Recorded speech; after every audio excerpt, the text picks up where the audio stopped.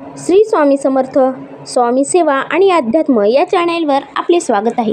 स्वामी आपल्या सर्व चांगल्या इच्छा पूर्ण करत ही स्वामींच्या चरणी प्रार्थना. तर बघा, आज आहे गुरुपुष्यामृत. तर जेव्हा गुरुवारी पुष्य नक्षत्र येतं अशा वेळेला गुरुपुष्यामृत योग हा तयार होत असतो. आणि त्याचबरोबर बघा, आज आहे विनायक चतुर्थी. तर या दिवशी अत्यंत दुर्मिळ योग जुळून आलेले आहेत. त्याचबरोबर बघा, आज गजकेशरी योगसुद्धा जुळून आलेला आहे. तर या दुर्मिळ योगावर आपल्या घरामध्ये आपल्याला काही सेवा करायच्या असतात आणि त्याचबरोबर काही उपायसुद्धा करायचे असतात. तर आज केलेल्या सेवा आणि उपायांना अत्यंत महत्त्व असते. गुरु पुष्य नक्षत्रावर माता लक्ष्मीची आपल्यावर कृपा व्हावी आणि तिचा कृपाशीर्वाद आपल्याला मिळावा यासाठी अनेक उपाय केले जातात. त्याचबरोबर माता लक्ष्मी आणि भगवान विष्णू यांची एकत्रित पूजा केल्याने आपल्या घरावर त्यांचा कृपाशीर्वाद राहतो आणि आपल्या घरात भरभराट राहते. त्याचबरोबर बघा, आपण केलेल्या कामाचे आपल्याला कधी फळ मिळत नसते किंवा त्याचा योग्य मोबदला आपल्याला मिळत नाही. आपला व्यापार, उद्योग, धंदा किंवा नोकरीविषयी काही समस्या असतील तर या योगावर केलेले उपाय हे अत्यंत फलदायी ठरतात.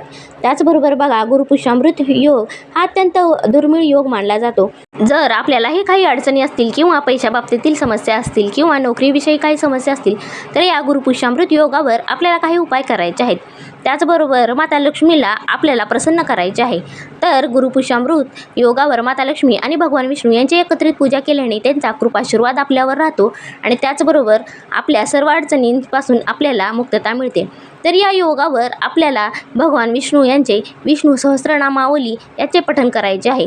हा अत्यंत पवित्र असा मंत्र आहे. आणि त्याचबरोबर बघा, जर आपण ही सेवा केली तर भगवान विष्णू आपल्यावर लवकर प्रसन्न होतात आणि त्याचा कृपाशीर्वाद आपल्यावर राहतो. आपल्या पैशाबाबतीतील सर्व समस्या दूर होतात आणि आपल्याला येणारे अडथळेसुद्धा दूर होतात. त्याचबरोबर बघा, माता लक्ष्मी जर आपल्यावर प्रसन्न राहिली तर आपल्या घरामध्ये सुख, शांती, समाधान तर नांदतेच. त्याचबरोबर आपल्याला भाग्याची साथ मिळते आणि आपल्या प्रत्येक कामात येणाऱ्या अडचणीसुद्धा दूर होतात. म्हणूनच या गुरुपुष्यामृत योगावर भगवान विष्णू आणि माता लक्ष्मी यांची सेवा करणे हे अत्यंत महत्त्वाचे मानले जाते. त्याचबरोबर बघा, तुळशी मातेला सुद्धा माता लक्ष्मीचे स्वरूप मानले जाते. तर या गुरुपुष्यामृत योगावर आपल्याला तुळशी मातेची देखील सेवा करायची असते. सकाळी लवकर उठून आपल्या घरातील देवपूजा करायची आहे आणि त्यानंतर आपल्याला तुळशीला पाणी घालायचे आहे. तुळशीला पाणी घालत असताना आपल्याला त्यामध्ये चिमूटभर हळद टाकायची आहे आणि ते पाणी आपल्याला तुळशीला घालायचे आहे. आणि त्यानंतर बघा, आपल्याला तुळशीला कच्चे दूध देखील अर्पण करायचे आहे. असे केल्याने माता लक्ष्मीचा आपल्यावर कृपाशीर्वाद राहतो आणि तुळशी माता देखील आपल्यावर प्रसन्न राहते. आणि त्याचबरोबर बघा, आज या गुरुपुष्यामृत योगावर आपल्याला तुळशी मातेची एक सेवा करायची आहे आणि तुळशीसमोर आपल्याला एक दिवा लावायचा आहे. असा दिवा लावल्याने आपल्या घराची भरभराट होणार आहे. माता लक्ष्मीचा अखंड वास आपल्या घरामध्ये राहणार आहे आणि त्याचबरोबर केलेल्या प्रत्येक कामामध्ये आपल्याला यश येऊन आपले भाग्य उजळणार आहे.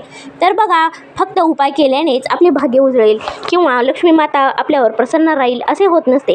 तर आपल्या केलेल्या कष्टाला माता लक्ष्मीचा आशीर्वाद राहावा आणि केलेल्या कष्टाचे आपल्याला चीज व्हावे, आर्थिक आपल्या अडचणी दूर व्हाव्यात आणि त्याचबरोबर आपल्या घराची भरभराट व्हावी अशी इच्छा प्रत्येकाची असते.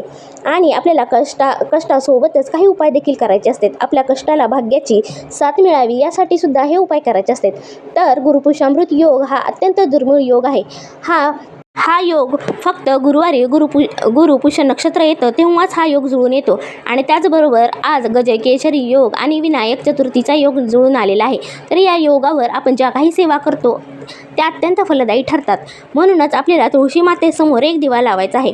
तर बघा, दिवा लावत असताना संध्याकाळी आपल्याला एक तुळशीसमोर दिवा लावायचा आहे. तर तो दिवा आपल्याला शुद्ध गाईच्या तुपाचा लावायचा आहे आणि त्यामध्ये आपल्याला 1 रुपयाचे नाणे टाकायचे आहे, थोडीशी हळद आणि आपल्याला त्यामध्ये 2 लवंग टाकायचे आहेत. आणि अशा प्रकारे हा दिवा आपल्याला माता तुळशीसमोर लावायचा आहे आणि प्रार्थना करायची आहे की हे माता लक्ष्मी, माझ्या घरात तुझे आगमन राहू दे आणि माझ्या घरातील सर्व नकारात्मकता दूर कर आणि आमच्या घरात तुझा अखंड वास राहू दे आणि आमचे भाग्य उजळू दे. असे आपल्याला जी काही आपली आर्थिक समस्या आहे किंवा ज्या काही समस्या आहेत ती समस्या सांगून तुळशीसमोर आपल्याला हात जोडून प्रार्थना करायची आहे. आणि त्यानंतर माता लक्ष्मीच्या आगमनासाठी किंवा तिच्या स्वागतासाठी आपल्या मुख्य प्रवेशद्वारावर सुद्धा आपल्याला 2 दिवे लावायचे आहेत.